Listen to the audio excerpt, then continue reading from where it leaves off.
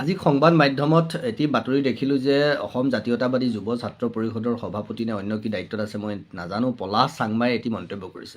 পলাশ চাংমাই শ্ৰীমন্ত শংকৰদেৱ সংঘৰ বিৰোধিতা কৰিবলৈ গৈ তেওঁ অসমৰ ওচৰ চুবুৰীয়া ৰাজ্যৰ প্ৰসংগ আনিছে আৰু ওচৰ চুবুৰীয়া ৰাজ্যৰ প্ৰসংগ আনি তেখেতে এক প্ৰকাৰে প্ৰকাৰন্তে খ্ৰীষ্টিয়ান ধৰ্ম প্ৰচাৰ কৰাৰ প্ৰচাৰক যেন লাগিলে। তেওঁ খ্ৰীষ্টিয়ান ধৰ্ম প্ৰচাৰ কৰিবলৈ তেওঁ চেষ্টা কৰিলে। কেনেকৈ?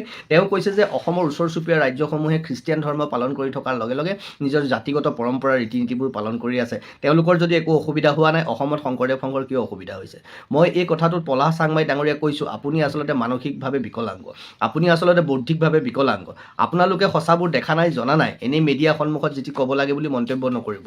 সনাতন হিন্দু ধৰ্ম দৰ্শন আপোনালোকে নাজানিব পাৰে। সনাতন হিন্দু ধৰ্ম দৰ্শনত কোনজন ব্যক্তিয়ে মেডাম মেফি কৰাত বাধা দিছে? সনাতন হিন্দু ধৰ্ম দৰ্শনত বিশ্বাসী আহোমসকলে মেডাম মেফি কৰিব পৰা নাই নেকি? সনাতন হিন্দু ধৰ্ম দৰ্শনত বিশ্বাস কৰা আহোমসকলে চকলং কৰি থকা নাই নেকি? সনাতন হিন্দু ধৰ্ম দৰ্শনত বিশ্বাস কৰা মিচিংসকলে আলি আই লৃগাং কৰি থকা নাই নেকি? সনাতন হিন্দু ধৰ্ম বিশ্বাসী আমিবোৰে আমি মেজি ঘৰ জ্বলোৱা নাই নেকি? আমি কাতি বিহু পালন কৰা নাই নেকি? আমি বহাগ বিহু পালন কৰি থকা নাই নেকি? এইবোৰ আমাৰ জাতিগত পৰম্পৰা নহয় নেকি? সনাতন হিন্দু ধৰ্ম দৰ্শনত বিশ্বাস কৰি থকা বিহাৰীসকলে ছট পূজা পালন কৰি থকা নাই নেকি? ছট পূজা তেওঁলোকৰ জাতিগত বিষয় নহয় নেকি? সনাতন হিন্দু ধৰ্ম দৰ্শনত বিশ্বাসী তামিল তেলেগুসকলে পোংগাল পালন কৰি থকা নাই নেকি? এয়া তেওঁলোকৰ জাতিগত বিষয়বস্তু নহয় নেকি? সনাতন হিন্দু ধৰ্ম দৰ্শনত বিশ্বাসী প্ৰত্যেকটো জাতি জনগোষ্ঠীয়ে নিজৰ নিজৰ ৰাভাসকলে, বড়োসকলে, কাৰ্বিসকলে, তিৱাসকলে সকলো ধৰণে নিজৰ নিজৰ পৰম্পৰাগত নিজৰ নিজৰ জাতিগত চিন্তাবোৰ, জাতিগত আচৰণ ৰীতি নীতি পৰম্পৰা আগুৱাই নিয়া নাই নেকি?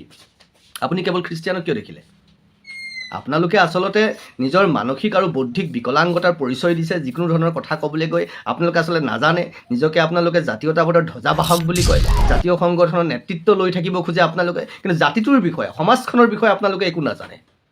বুজি পাইছেনে? সেইকাৰণে আপোনালোকে ধৰ্ম কৰি থাকিও নিজৰ জাতিগত আৰু সনাতনৰ নিচিনা সত্য শুদ্ধ আৰু সৰ্বব্যাপী চিন্তা আপোনালোকে অনুভৱ কৰিব নোৱাৰিলে। ঘৰৰ সন্মুখত থকা গছডালক আপোনালোকে কেতিয়াও স্বীকৃতি নিদিলে, গছডালৰ মূল্য আপোনালোকে বুজি নাপালে। কিন্তু কোনোবাই আনি আপোনাৰ ঘৰৰ ওচৰত ৰুই দিয়া, আৰ্টিফিচিয়েলি ৰুই দিয়া প্লাষ্টিকৰ গছডাল দেখি আপোনালোকে সেইডালকে আটাইতকৈ পৃথিৱীৰ সৰ্বশ্ৰেষ্ঠ গছ বুলি ভাবিছে।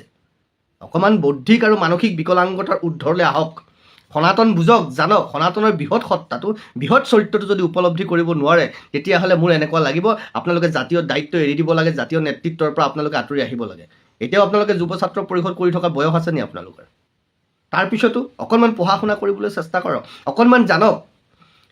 যদি আপোনালোকক কোনোবা খ্ৰীষ্টিয়ান মিছনেৰী সংগঠনে স্পন্সৰ কৰিছে আমি নাজানো, কিন্তু আপোনালোকে উদাহৰণ দিবলৈ একো বিচাৰি নাপালে।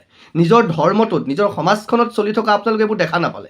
কোনোবাই ভুল কৰিছে, ভুলটো ক'বলৈ গৈ নিজে আচলতে আপোনালোকৰ এয়াই সীমাবদ্ধতাই, আৰুনো কি ক'ম। গতিকে বুজক, আগতে আপোনালোকক এইবোৰ কথা প্ৰত্যুত্তৰ দিবলৈ কোনো নাছিল, কিন্তু এতিয়া প্ৰত্যুত্তৰ দিবলৈ অন্ততঃ কুটুম্ব সুৰক্ষা পৰিষদৰ সত্যৰঞ্জন বৰাই জীয়াই আছে। কোনোবাই ভাল পাওক, কোনোবাই বেয়া পাওক, সঁচাবোৰ ক'ব লাগিব।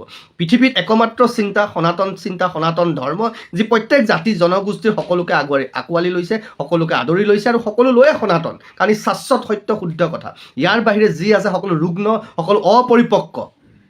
সেয়াই হিন্দু দৰ্শন, সেয়াই হিন্দুত্ব।